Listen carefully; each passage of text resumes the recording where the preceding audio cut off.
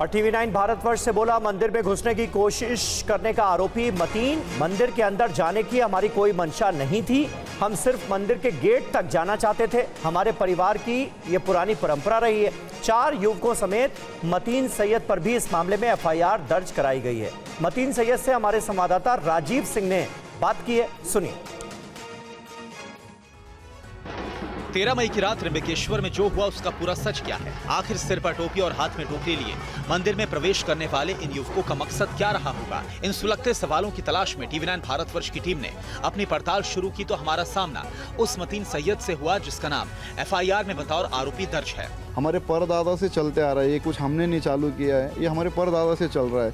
हमारे दादा परदादा जो हमारी पीढ़ी चल रही है वहाँ से चल रहा है ये चीज़ें। तो ये एक परिवार की है या फिर पूरे ये समाज के लिए ये परंपरा है?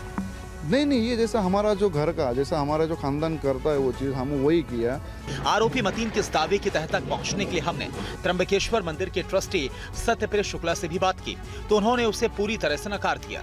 गांव में जाके किसी से भी पूछिए कि कभी उन्होंने ऐसा उनके पूरे जीवन काल में कहाँ कभी तक सोचा है या कभी सुना है कि वो आदमी अंदर में जाके उनकी परंपरा है ऐसा? यानी कि इस तरह की कोई परंपरा ही नहीं है कि चाहे मंदिर के अंदर की बात हो या मंदिर के बाहर की बात हो, कोई परंपरा नहीं है। और TV9 भारतवर्ष पर त्र्यंबकेश्वर मंदिर से ग्राउंड रिपोर्ट। जहां लोगों ने कहा माहौल खराब करने की कोशिश, त्र्यंबकेश्वर में मुस्लिमों के आने की कोई परंपरा नहीं। स्थानीय लोग कह रहे हैं हमें मक्का में एंट्री नहीं तो त्र्यंबकेश्वर में क्यों आए। त्र्यंबकेश्वर मंदिर से TV9 भारतवर्ष संवाददाता राजीव सिंह की रिपोर्ट। त्र्यंबकेश्वर मंदिर में जबरन प्रवेश पर स्थानीय लोगों में नाराजगी है।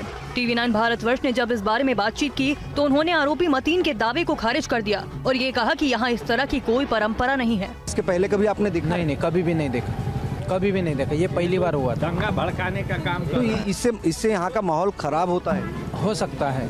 उनका क्या इरादा था ये पहले देखना पड़ेगा, उसके बाद सब कुछ होगा। तो अभी इस पूरे मामले में जिस तरह से पुलिस ने FIR दर्ज की है, अभी तक गिरफ्तारी नहीं हुई है, क्या पुलिस को गिरफ्तार करके इस पूरे मामले की जांच करी जानी चाहिए? करनी चाहिए, जांच तो होनी चाहिए। क्यों हुआ क्या था, क्या जाना आप लोगों को क्या पता चला था? उनका हर साल उर्स निकलता है लेकिन ये पहली बार वो मंदिर के अंदर जाने की उन्होंने प्रयास किया था और पब्लिसिटी स्टंट किया था मोबाइल के द्वारा।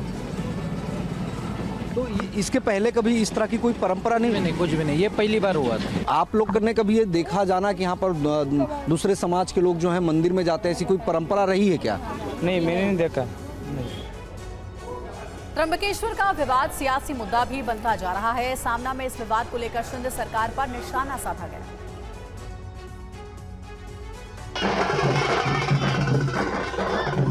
महाराष्ट्र में अहमदनगर से त्र्यंबकेश्वर तक जो कुछ हो रहा है उसे लेकर सूबे के सियासी उबाल चरम पर पहुंच चुका है।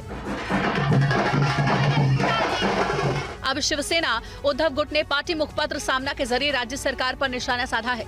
इसमें लिखा गया है कि दंगे कौन भड़का रहा है, महाराष्ट्र सुलग रहा है। लेख में शिंदे फडणवीस की सरकार पर निशाना साधा गया। इतना ही नहीं, दावा किया गया कि जातीय और धार्मिक दंगों की संख्या बढ़ गई है। सीएम शिंदे हवा में हैं और गृह मंत्री फडणवीस केवल नाम मात्र के हैं। दंगे भड़काकर राजनीतिक रोटियां सेकना बीजेपी का पीढ़ियों से चला आ रहा धंधा है। त्र्यंबकेश्वर मंदिर में अचानक हंगामे की स्थिति क्यों पैदा हुई? बीजेपी दंगा तनाव भड़काऊ महामंडल ने भोपू बजा रही है। अजमेर शरीफ दरगाह पर श्रद्धा की चादर चढ़ाते रहते हैं। गणेशोत्सव में कई मुसलमान बंधु श्रद्धा के साथ आते रहते हैं।